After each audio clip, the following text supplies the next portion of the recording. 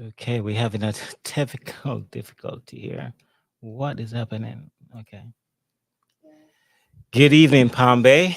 Sorry for the late start. We're here, and tonight with me in the house is Mr. Peter Filiberto, and he's joining me tonight for an intense interview surrounding the issues of Palm Bay. He will be running for Palm Bay City Council. Mr. Filiberto, welcome to the platform again. And thanks for joining me. And I hope all is well with you and your family, sir. It is, and thank you for having me, Kevin. Okay, awesome. And audience, this is not Mr. Filiberto's first time on this platform, and he's not his first time running for the dais. So tonight, I need your participation. Please ensure that you hit the like button, the subscribe button, and share button. Share to the different platforms, share to your own personal page.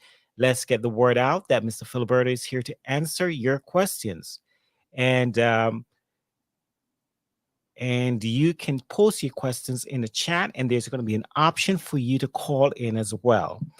So we're going to get the interview started by asking Mr. Filiberto to reintroduce himself to Palm Bay community. For those who are not aware of Mr. Filiberto and may be new to Palm Bay, this may be your opportunity to tell them about you, sir, and why you should be chosen to be the candidate for this seat.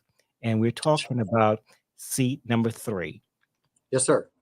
So my name is Peter Filiberto, born and raised here in Palm Bay, a Palm Bay native. I have over 15 years of local, state, and federal government experience, and 2-term councilman. Okay, that was a short one. Okay, great. Thank you. I was expecting more. Okay, thank you. All right. Well, thanks for joining us again. And we're going to get into some questions. And I know you've been watching the interviews that I've been doing and seeing the questions that I've been posing to the audiences. But I have a couple of questions for you that is going to be kind of different. And one of them is starting out with your past. You had a past issue that pretty much removed you from the council, from the dais. And so let's talk about the elephant in the room. Given your past legal issues, including your arrest and subsequent resignation from the city council, how do you want to address the concerns to the public and let them know where you stand and why you should be elected for this position and given another chance? Sure. So, as you know, I'm Pete Filiberto, 2-term Palm Bay City Councilman. I resigned about a year ago after my arrest. It was a sad day. It was a sad day for me, a sad day for my family, a sad day for the city of Palm Bay, in all honesty. And regaining your trust, if Kevin, to answer your question, I mean, as a 2-term city councilman, I've never been named to any FBI reports or any bribery scandals that have plagued the city of Palm Bay. So that's the reason why I'm throwing my hat in the my name in the hat again, to serve the people of Palm Bay. Okay, short and sweet. You have mentioned concerns about, and we're going to get right into the interview. So we're going to talk about infrastructure. You've mentioned concerns about urban sprawl and the need for infrastructure development, proper infrastructure development. How do you plan to address these concerns as we move along here in the city? The city is expanding, it's growing rapidly. And some things that I addressed with the deputy mayor last night, I think along the way, we may have mismanaged how we went about that. Your thoughts? All right. So, Kevin, I know I've interviewed with you before, and I've shown this to you before. This is the law of the land right here. This is the Palm Bay Comprehensive Plan. This is an older version. However, I have a newer one over there. However, the Development 101 is following the comprehensive plan. And if a developer decides to go against the comprehensive plan, there's a certain set of conditions that need to be met. Those conditions would be: is there enough schools for the kids that may move into this development? Is there enough public safety, police and fire to handle this development? Is there a traffic impact analysis? So is there going to be a traffic problem if this development comes in? And then last but not least is the utilities. Does our utility department, now that we have two campuses, one in the north and one in the south, is our utility department able to handle the influx of this development? So you look at all those factors and then you make a decision. Obviously, I have a record as a Palm Bay City Councilman and development. I'm probably, I would score, if I was to score myself, it'd probably be about 50% approval. When I mean approval, I mean whether I yayed or nayed it. I'm not talking if the project passed or not. So that's kind of my scoring criteria, if you will. It makes the most sense. It's what Brevard County does. As a member of the Brevard County Planning and Zoning Board, it's what I've learned from them and from other folks around the area. So that the law of the land is there. A comprehensive plan is there. And you just have to follow the comprehensive plan. And if you're not going to follow the comprehensive plan, then you have to look at those four items and say, hey, if we're not going to follow it, is there any problem with those four things? So is there a need for impact fees? Oh, yes, absolutely. And impact fees are law. My concern with impact fees, and Kevin, I'm sure you brought it up. So I was looking at the city code recently, just looking at impact fees. And I noticed that 171.08, section F, subsection 1, any impact fees collected may be returned to the fee payer if not spent within 7 years, along with 6% interest. I'm sure you saw that with the Space Coast rocket when I said it there. So it was my primary concern. I didn't know how we were spending our impact fees with the city of Palm Bay. And I was kind of doing a little mini audit on that. Obviously, that audit didn't happen. If that audit did happen, it went to the back burner. However, that is kind of where I'm at. And I want to make clear to the people of Palm Bay that impact fees can only be spent in the zip code of where that development is going. So as an example, I live in 32905.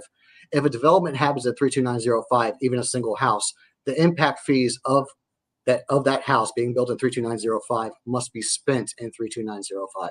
So that's kind of a common misconception that it could be spent anywhere in Palm Bay, which is not the case.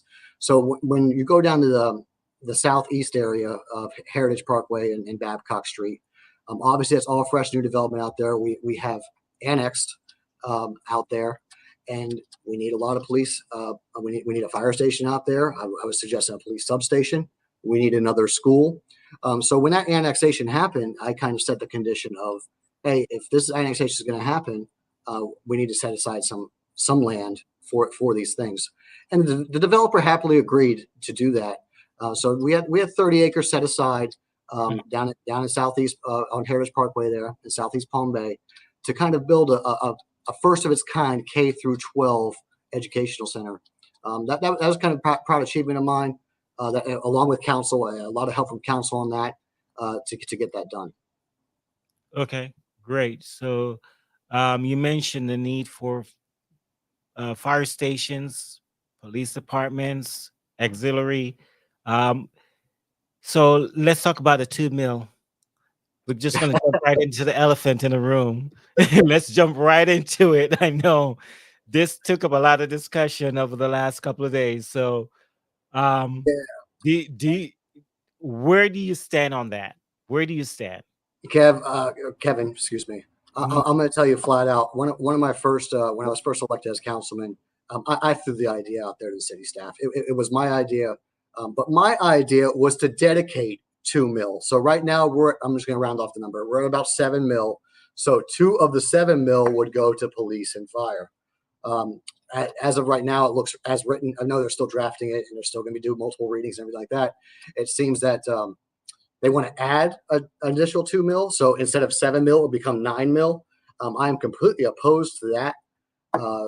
We don't like that. It just doesn't make sense. I'm trying to lower taxes and trying to divert the money we come in to the things that we need with the tax money we already have. So I'm not trying to raise taxes. I'm just trying to dedicate whatever tax there is to the things that we need. So in other words, you're for it. I am not, Kevin. You can't say you're for or against this just yet because I haven't seen the final writing. I know that they're still doing multiple readings on it, everything like that, and things may change. I am for a dedicated 2 mil to police and fire, 100%. Right now, I'm again rounding off the number. Right now, we're at let's say we're at 7 mil. if we were to dedicate mill number 6 and mill number 7 to one to police and one to fire, I am for that. Yes. However, am I for adding 8 mil and 9 mil? No, I am not. Okay. All right. Well, we hear it stands, and so let's move right along. All right. So if as it is, we know it has to come to a vote again. If by the desk, and right now we are looking at Mayor Medina is for it, and Deputy Mayor Felix is for it, and I think Kenny is against it. So that's where we are right now. And he would need to come to the voters to Yes. decide, make the final decision. So that's where we are with that. We do are aware that we do have an issue with the response time from the police department, the fire department when an emergency does arise. What are your concerns there? You want to tell us your concerns as far as the response time? Sure. So, it's tough to be an elected official and say, "Hey, your city is poor at something."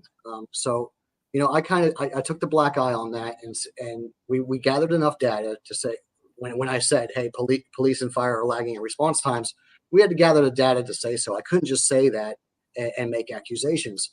So that data came back, and it came back that yes, we were lagging in response times, and kind of to alleviate that, we were about 175, 170 police officers when I was elected. Now we're at over about 190.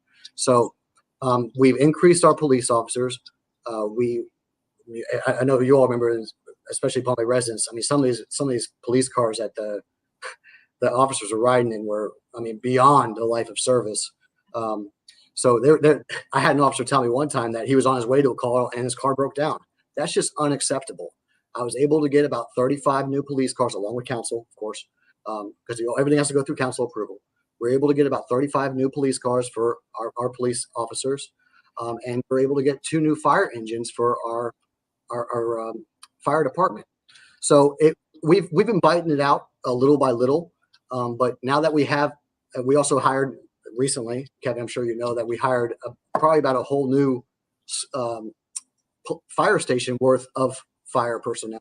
So we have the engine, we have the personnel. Now it's time to build the fire station, and there's ways that you can do that. There's 3 ways which the city can collect money, and those are taxes, those are impact fees, and those are grants. So Okay. we got the impact fees from the Southeast Development.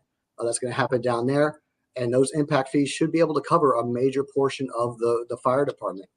Heck, if they can build it for us and we give them a credit, I feel that'd be even better.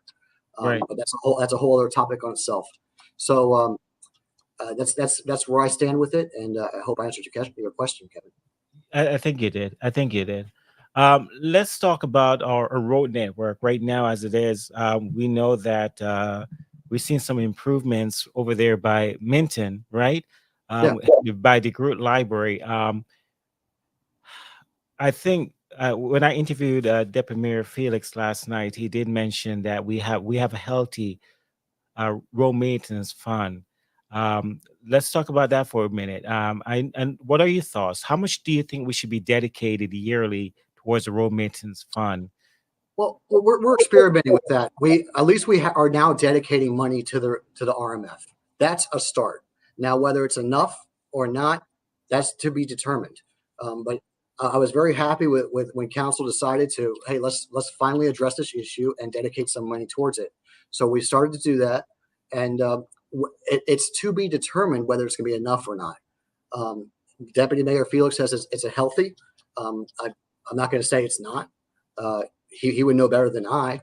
However, if at the end of the fiscal year we find 4 months before the fiscal year ends that our RMF is no longer any money in there, obviously we may have to increase the percentage we put into the road maintenance fund.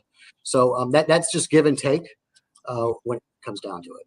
Yeah, I know my friend Mr. Bailey, that was his pet peeve when he was sitting on the dais, the road maintenance fund. And that's one thing I loved him for because, that was my initial push with the road bond.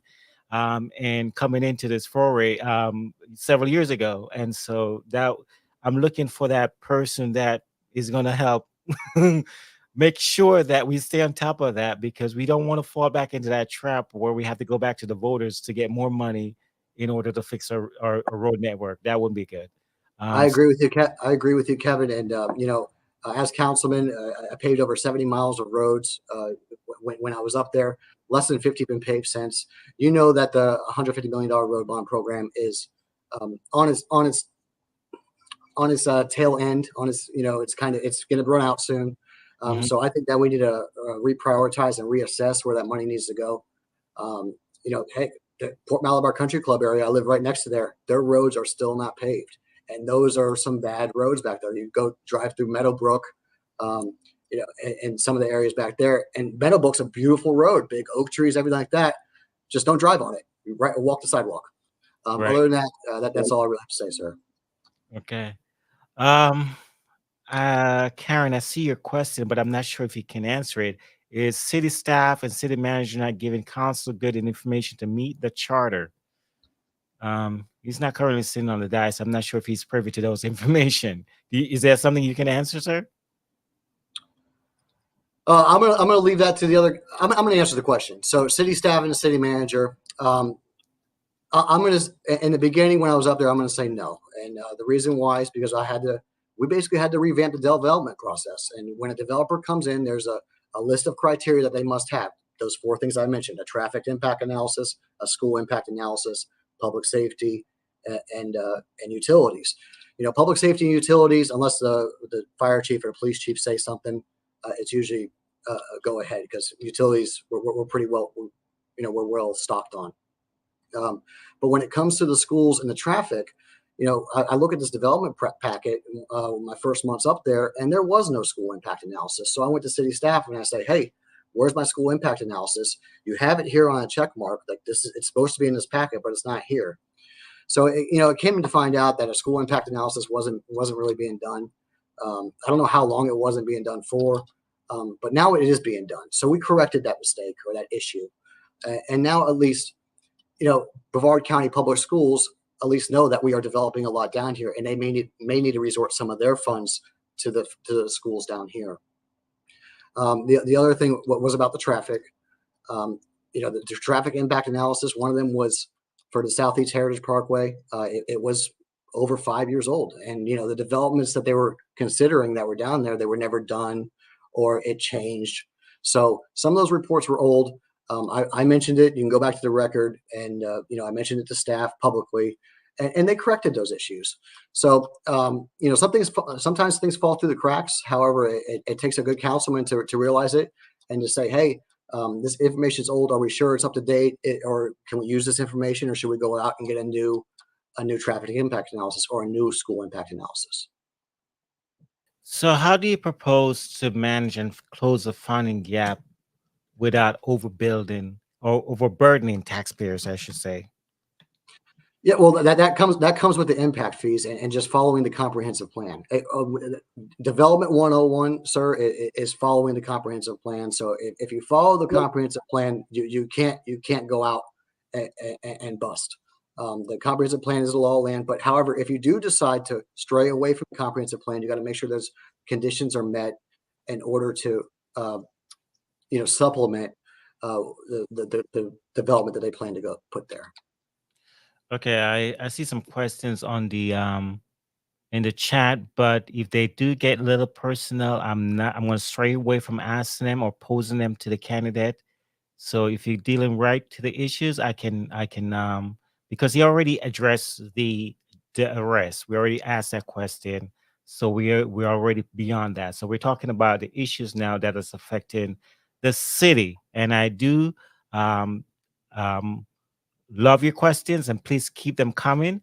But let's stay on task now, because we're dealing Kevin, with.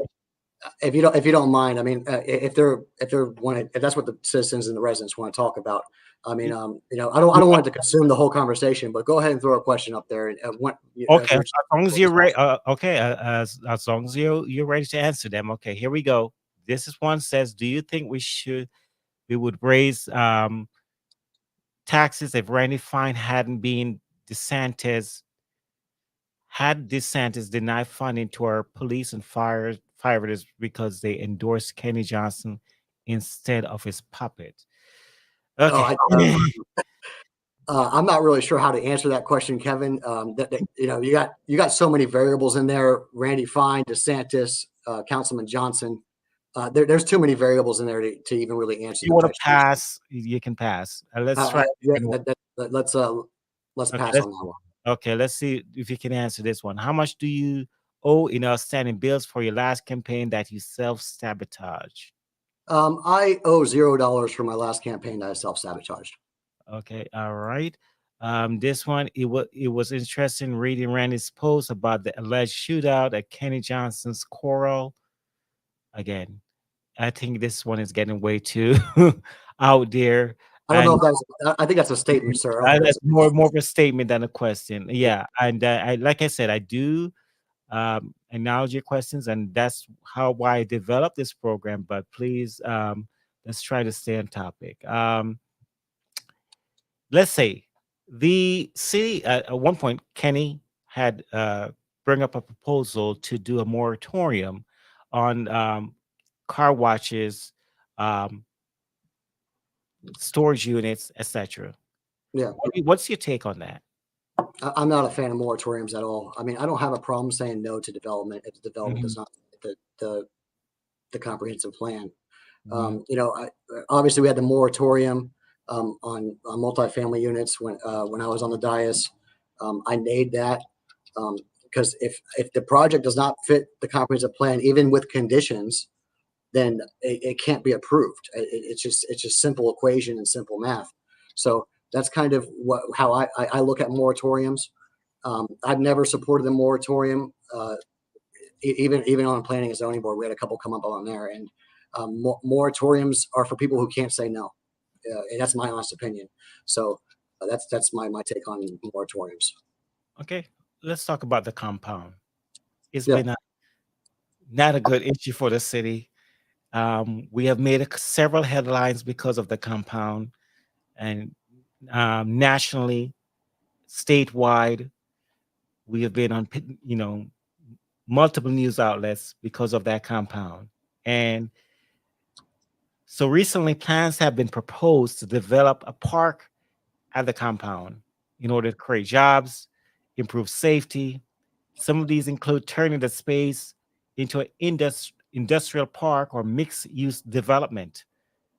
And some are proposing keeping some of the natural beauty of the trails and conservation. What's your take? What's your stance on this? yeah. So the first thing we have to do is we have to complete Heritage Parkway. Until we complete Heritage Parkway, the compound is going to remain as it is right now.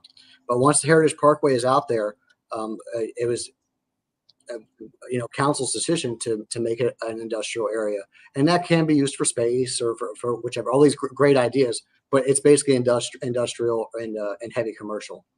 So we already have Bombardier there that's out there, which is industrial, if you want to call it that. They do research and development up there. So it just fits the bill. It meets the comprehensive plan to kind of follow Bombardier, although everything out there is single family. If we were able to uh, buy that land from the sellers and accumulate that land, we can make it a light industrial park.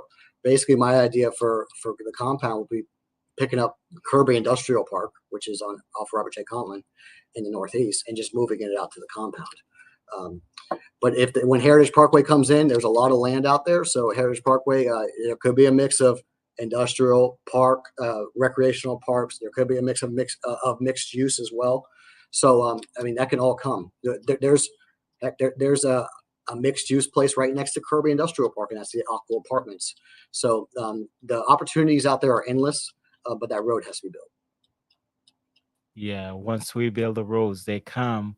And so, yeah, so and we already talked about the planning. When we got these roads come in, we pretty much knew what was going to happen next.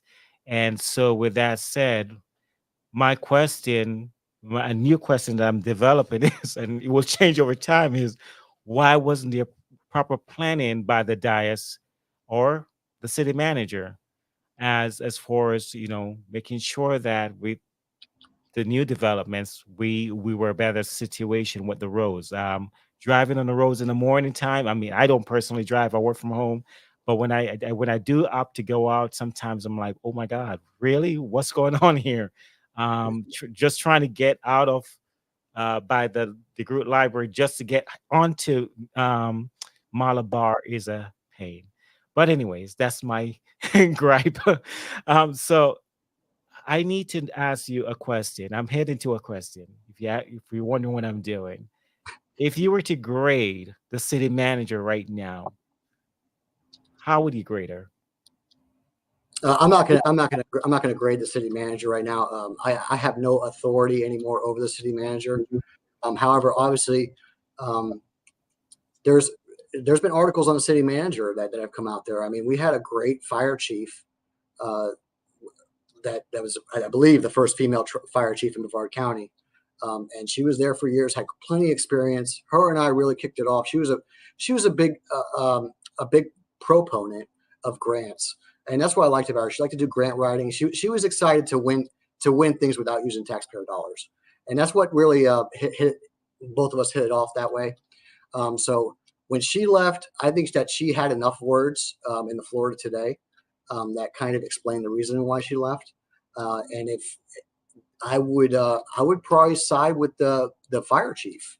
That because her and I had a very great professional relationship, and her and I, were able to get fire engines, and we were able to get breathing apparatus or apparatuses, whichever you say, using grants and using impact fees.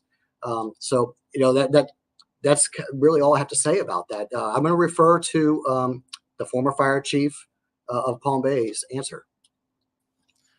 Good answer. Thank you, sir, for that. Your take on it. Okay. All right. Let's keep it going. Is there any more questions? Can impact fees be used to expand the roads? Is that something that we can do, sir? Do you Uh, have? yeah, it's touchy.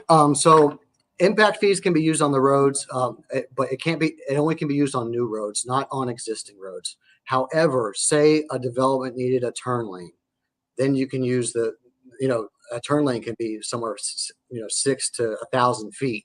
You can use an impact fee for that turn lane because technically it's a new turn lane, a new road, if you will. But you cannot use impact fees on existing infrastructure.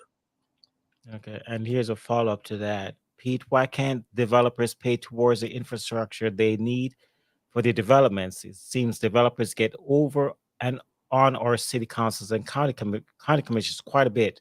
Do you have a plan? Sure. Yeah. So I agree with you, Cynthia. There's a lot of talk about what we should charge developers with impact fees and everything like that. I like the credit system, and I tried to bring this up to city council, and I was shot down by staff and everything. You know, like I was saying earlier, that development in the southeast area where the developer is going to dedicate 30 acres to a school, or a half acre, an acre, or whatever to a fire department or a police substation. They're the ones that should build it. Let's forego the impact fees. So basically, if they build the school or if they build the fire station and the police station, they don't have to pay those police impact fees or those fire station impact fees. And then if it ends up being more, say the building costs more than the impact fee itself, we issue them a credit, which is what we do already. You see this a lot. So as an example, a traffic impact fee, Mm. uh, Pace and Heritage and Emerson and Heritage. There's going to be some traffic lights going up there eventually. They should have been done already, but no comment. So the developer is going to pay for those traffic lights. However, the cost of those traffic lights are going to be subtracted from the impact fees of the the the, tra- the cost of those traffic lights are going to be subtracted from the impact fees of the traffic portion that the developer has to pay. Does that make sense, sir? Yes, it does. Yeah. Yeah. So that I say if they can do it for a traffic light, then why can't they do it for a police substation or a fire station? Heck, I even tried to get it done for a fire truck. I don't know if you remember that, Kevin. Yeah, That was a big issue there between me and the city attorney. If it could be done for one thing, why can't it be done for all things? I remember So that discussions. yeah, Yeah. that's where I was on that. I fought it tooth and nail, but hey, at least we got what we got, and and I still plan to do an audit of the impact fees, And I want to see if any fee payers got their impact fees back plus 6% interest as prescribed in the city code. Order. Yeah. All right. Okay. Let's see. So let's talk about water quality. As I think, this question is based on things that I've observed on social media as well. So residents have expressed concerns about water quality, especially near the Turkey Creek area. What's your plan to address water quality in Palm Bay?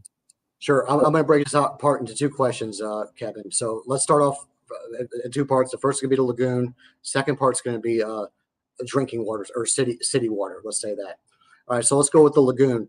So as councilman with the lagoon, and is with the support of council, with the support of Representative Fine, with the support of State Senator Mayfield, we were able to get baffle boxes installed all along the Turkey Creek area. That was a huge win for us. That was a huge win for the city of Palm Bay. That was a huge win for the lagoon. So, I'm just going to continue to do things like that for the lagoon. I think that we can also sponsor some oyster programs. I know privately they do it at the Brevard Zoo. If you go, I don't know how many people are familiar with Rum Cove. However, it's kind of right near the Shack on US 1. It's an apartment complex. Uh, the Rum Cove, they privately met with Brevard Zoo, and Brevard Zoo dumped a bunch of oysters and clams right in front of their place and kind of made a little preservation area. So those oysters and clams, they can't be taken out, they can't be eaten or anything like that, but those things are filtering the water. So going back to Palm Bay's history, Palm Bay used to, the Indian River Lagoon, Indian River Lagoon used to have clear water and everything like that. It used to have oysters and clams and everything like that. But in the mid 80s, people came down here, they pillaged all the oysters and clams from Indian River Lagoon and took every single one without leaving one. So that's why we have nothing now.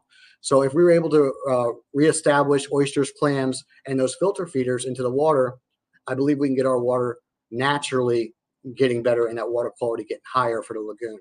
Now, Kevin, going to utilities and city water, this was a primary concern of mine too. So obviously we opened the South Campus. That happened before I was councilman. But while I was councilman, I was concerned about. I met with every department head within the city of Palm Bay. My first month I was up there, so I was Q and A in them, and they were Q and A and me. I was learning a lot off them, everything like that. One of the things I learned is that so Palm Bay has 45 surface wells around Mhm. the city, and these surface wells are grab water from the ground or Yeah. aquifer, and then they filter that water and bring it to the city of Palm Bay. Right. Five of those wells have saltwater intrusion. So my concern is, and Florida in general, is saltwater intrusion throughout the whole aquifer. So along with the utilities and along with council, we were able to get a reverse osmosis system down there at the South plant, but we haven't yet got a reverse osmosis system at the plant. I want to work with the state representatives, state legislators to get a reverse osmosis system at the North plant. So that way we can have some of that healthy drinking water. If we have a desalinization uh, machine, if you will, Mhm. at plant plus reverse osmosis, we can grab water straight from the lagoon and drink it, as long as it's filtered through all that stuff, obviously. But that's kind of one of my goals as your future councilman. Okay, you need to get with Miss Eileen Sepp. She's really big on the water issue. I interviewed her last week. Well, it's a serious thing. I mean, I'm sure Eileen Sepp. I've gone to PFAS meetings. I saw Dr. Dwayne at Elbit Satellite Beach at the PFAS with the PFAS convention. This is when PFAS was first coming out, along with Steele Bailey, who's a huge advocate for clean water. And I learned a lot from those folks, and that's where I learned that reverse osmosis can remove PFAS. PFAS is a big thing. It causes cancer. So that was why it kind of hit my heart of I want clean water to the residents of Palm Bay. Although it's not an issue, I'm not saying it's an issue, but it could be later on. So Right, why not get ahead of right. Get ahead of it. Right. it? Yeah. I'm with that. Get ahead of it. Okay. um, let's keep it going. So, uh, m- we talk about infrastructure a lot. I mean, basically, that's a major portion of this interview tonight because we're growing and we're bursting at the seams, Pete. And like I say, I work from home majority of the time. And when I do get out on weekends and I look up and I'm like, wow, what's happening? Apartment buildings are going up all over the place. We're really bursting at the seams. So, and the problem that I'm having and I'm seeing, me personally, when I look, we're looking at the pay gap. We have our five personnel, we have our and mind you, they did get a raise recently, Yes. in a police department, and they did get a raise recently. But the problem I'm having is somewhere along the line, they're still not going to be able to afford these new houses, these new apartment buildings, because you're talking about what, 3 grand a month, those kind of pay. So how are we gonna make sure we accommodate or working personnel in the city? Some of our city personnel or city staff don't make those kind of money to supplement those kind of housing situation that is going up. So what are we gonna Well, do to bridge that gap? That's my the, the root cause of the problem, Kevin, and this is why the city, I believe, the city itself and city staff loves new development, is because they're going to sell it. Right now, there's residents in Palm Bay who are Mhm, been in Palm Bay for 30 plus years. Their assessed value is 100 grand, and they're paying taxes on their assessed value of 100 grand. Whereas these new developments that are coming in, they're going to be paying their assessed value, their taxes on the assessed value of 400 grand. So that could be a two to I'm actually going to call it a $2,500 to a $3,500 swing in your tax bill from an older resident to a newer resident. mhm. That's one of the main reasons why I don't want to sell my house. I mean, I bought my house 6 years ago, and while I bought it, what I thought was high, I mean, I got it at a lower interest rate and everything like that. So if I sell my house now, I won't be able to afford to live in Palm Bay. I can't. I'm not going to lie about that. There's no way that I can afford to live in Palm Bay on a $400,000 house with this high of a tax rate, paying let's say a 9%, a 9 mil, since they want to talk about those two mills, a Mhm, 9 mil on 400 grand. I can't afford it. mhm. So that's basically where it comes down to. That's why they want the new development, so they get that higher tax revenue coming in, where the older folks that have been here for longer, not that they've been forgotten about, but those older folks are paying a lot less in taxes than the newer residents. So Yeah. that newer resident, that newer residency, pays for that pay gap, if you will, Kevin. Okay. All right. Septic to sewer system. Have you been following the discussion on that? Yes, I have. Basically, I even said this when I was running last time, Kev, and was elected. Was hey, I'm a proponent of it. I do like septic to sewer conversion. We passed it using ARPA funding. I believe $420,000 went to septic That's to correct. sewer conversion. Mhm. So I was happy to get that passed along with council. Uh, but here's kind of where it stands. That's going to run out, and then grant money is going to run out and everything like that. So what are you going to do with the rest of the people? This is what the county does. All right. And when I was a member of planning and zoning, this is what the county does: is hey, we're not going to hassle you about septic to sewer conversion, although it's you have to hook up. But if you don't have a pool and all of a sudden you want a pool, we're not going to permit you a permit for a pool Right. unless you convert first. So basically, the convert and my ideal scenario, the conversion after all that money runs out and there's no more grants. If people 10 years from now need to convert, and I'm not going to force them to convert. However, if they're going to try to put a pool in or try to do an upgrade to their house, add a sectional or whatever, they're going to put septic. They're going to put a sewer system in first. Does that make sense? Yeah, Yeah. I got you. All right. Um, the fiscal year 2024 budget saw the addition of 41 full-time employee positions, with 15 allocated to police and fire departments. The proposed fiscal year 2025 budget plans to add 21 more public safety positions and 6 positions for internal service departments. How do you plan to ensure that these workforce expansions meet the community needs effectively?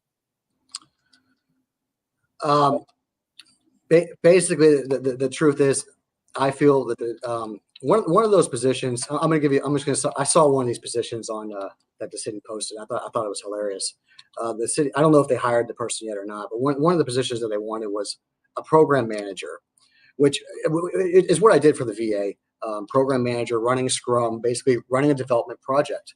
I don't see Palm Bay doing any web development or anything like that. And it was a program manager was for underneath IT infrastructure. I don't see Palm Bay doing any of that stuff. Like, why do you need a program manager in the city of Palm Bay? That would kind of be my question to staff when they ask these when they request for these new positions, these new jobs. Why do you need a program manager? And if it's a valid reason, I may approve it. But if they don't have a valid reason, I'm not going to approve it. Okay, great. Thank you so much. Just my brother texted me telling me that Tesla is dropping hard after market. I don't know if you follow the stock Oh, market. hold the line, Kev. Hold. All right, here we go. So we have the appointment of let's rephrase that. We have a situation where that we have an empty seat. Ronnie Foster is no longer with us, as you're aware. He resigned. So, what are your thoughts? Should appointment be made to fill this vacant seat? I'm going to leave council that decision. I know there's been a lot of chatter on this, and it's still fluid, if you will. I mean, people are still digesting what we should do. So I'm obviously I have my ear to the ground. I'm paying very close attention to this. However, I'm letting the people and the current council decide. Hey, what should we do here?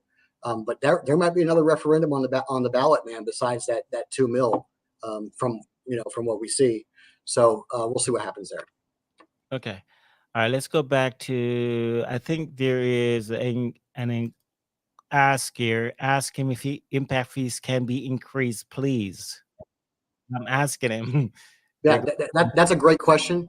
Mhm. So we can't raise impact fees every year. Once otherwise, it would just go mayhem. Some cities, and it has happened, a city will take advantage of the developer. I know that sounds weird, but that by raising the impact fees so much that they don't have any development.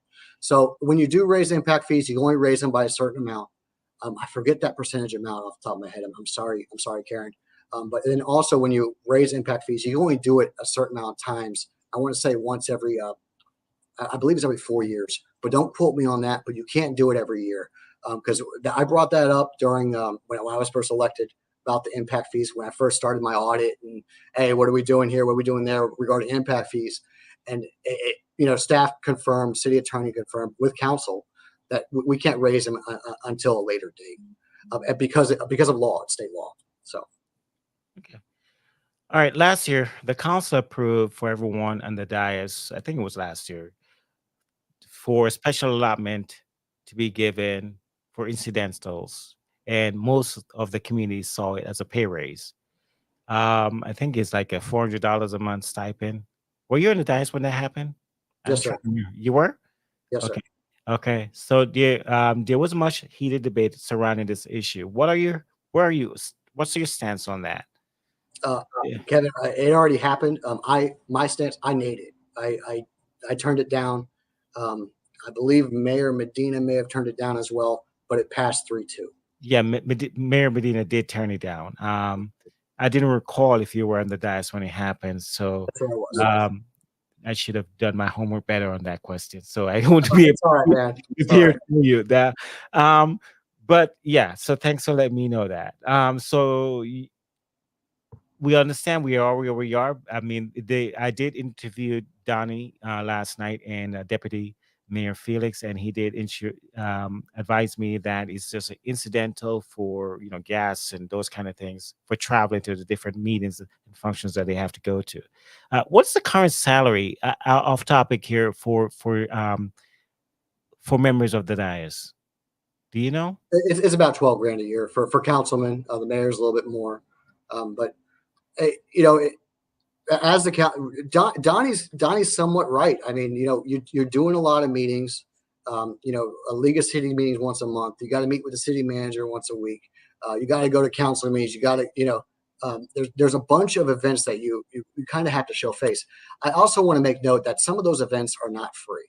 I'm just gonna give an example, like a gala. I, if you want to go to a gala, it's going to cost you $100. A councilman don't get in for free. Um, so kind of my whole thing is, I was going to all those events, Kevin.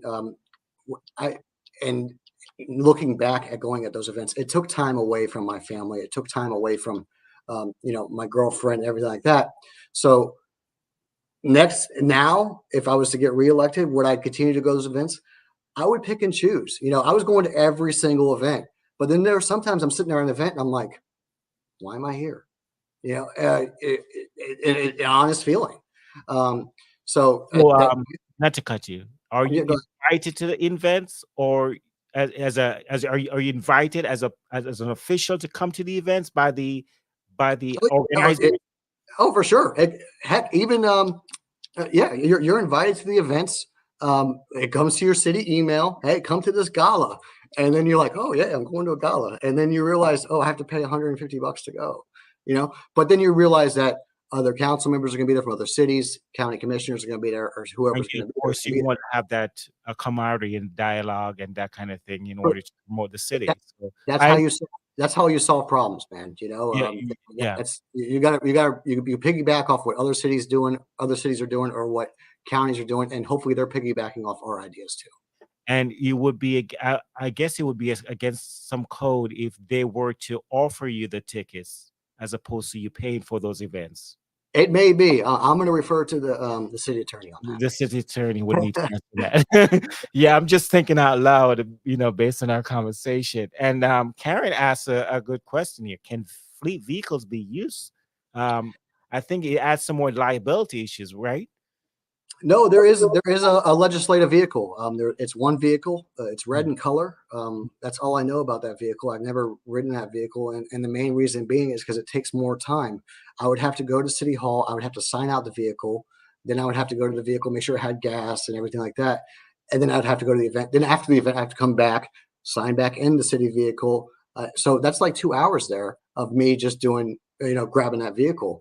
So while you're absolutely right, Karen, there's a fleet vehicle for councilman or the mayor.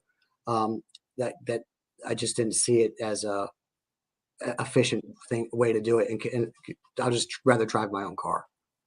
That makes sense. All right. Yeah, All right. Let's see.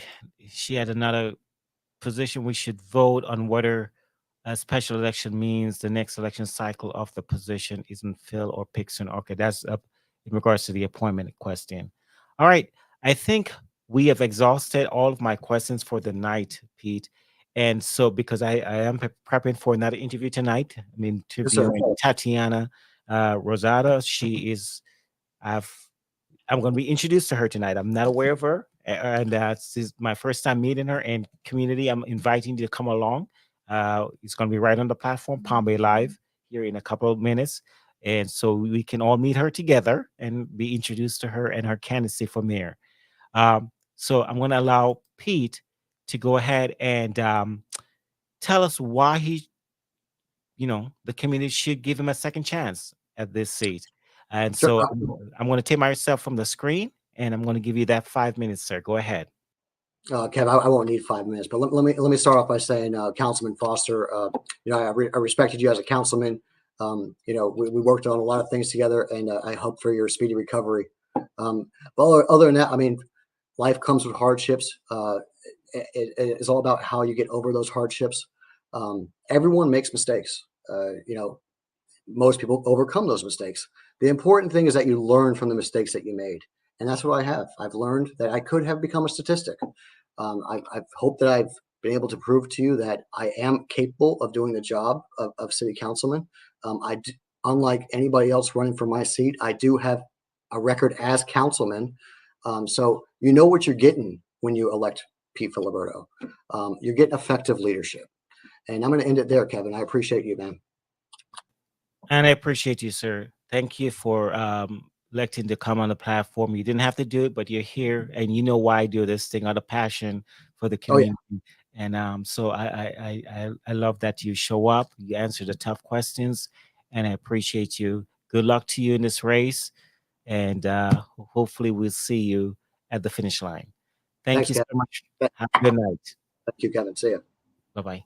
Again, Palm Bay, join me in about 8 minutes. We're going to be interviewing Tatiana Rosado. She's running for the city council as a mayor, I should say, for mayor of Palm Bay. So let's meet her together, and that will start in about 5 minutes. Okay? Thank you so much.